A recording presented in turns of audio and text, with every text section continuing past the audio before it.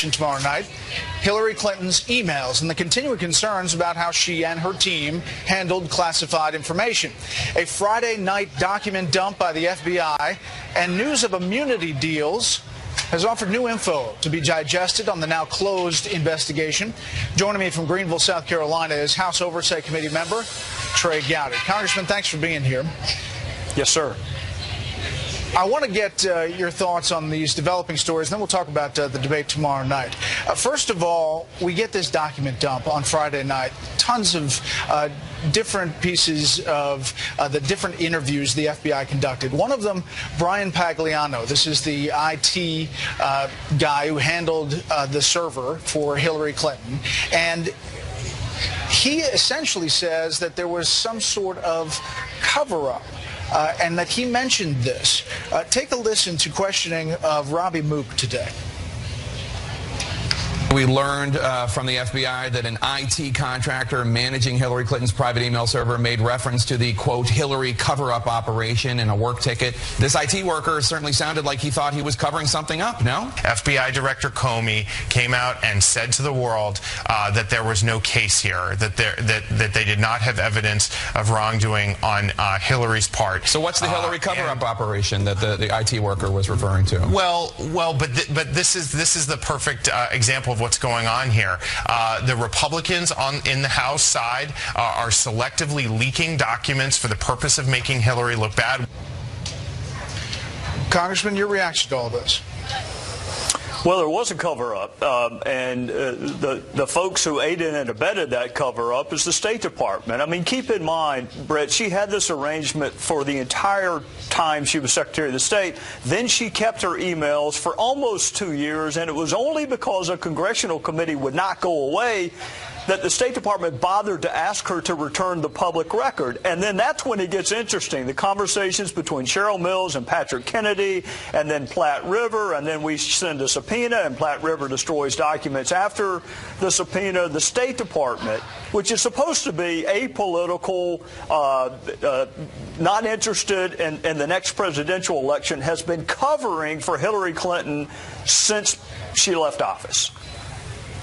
Well, what about the Department of Justice offering this at least partial immunity, but immunity through the FBI to 5 different people, one of them, Cheryl Mills, a former chief of staff of Hillary Clinton? For a lot of people who looked at this, they just don't get that. Yeah, and I would be one of them who don't get it for a couple of reasons. Number one, if you think that there is evidence that is relevant to an investigation on a piece of physical property, you use a subpoena, a grand jury subpoena. You don't strike an immunity agreement with the computer. You go get the computer. Her lawyer, Beth Wilkinson, who, by the way, represents both Heather Samuelson and Cheryl Mills, she's on record as saying the Department of Justice assured me my clients did nothing wrong. Well, people who've done nothing wrong typically don't ask for immunity. So my question would be, immunity from what? What was it that you were worried about the FBI finding on those computers? And Brett, I'll tell you what I think it is.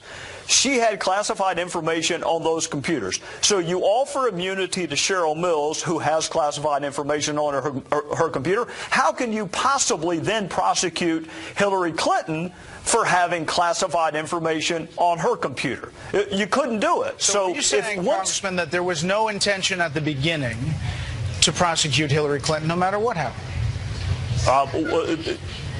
Well, I don't want to malign the FBI, but I can tell you this. I have been underwhelmed by an agency that I once had tremendous respect for, and it's the Department of Justice who gives out immunity agreements, not the FBI. The FBI doesn't immunize anyone.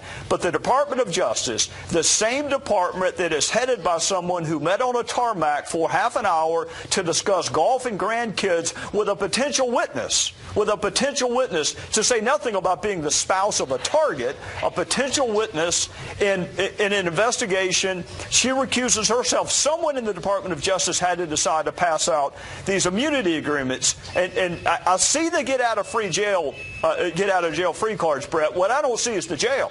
Usually you strike immunity agreements to further a prosecution. There is no prosecution. It's just 5 get out of jail free cards. All right, I want to ask you about the president, and he factors into this document dump. Here's what he said back in March 7th.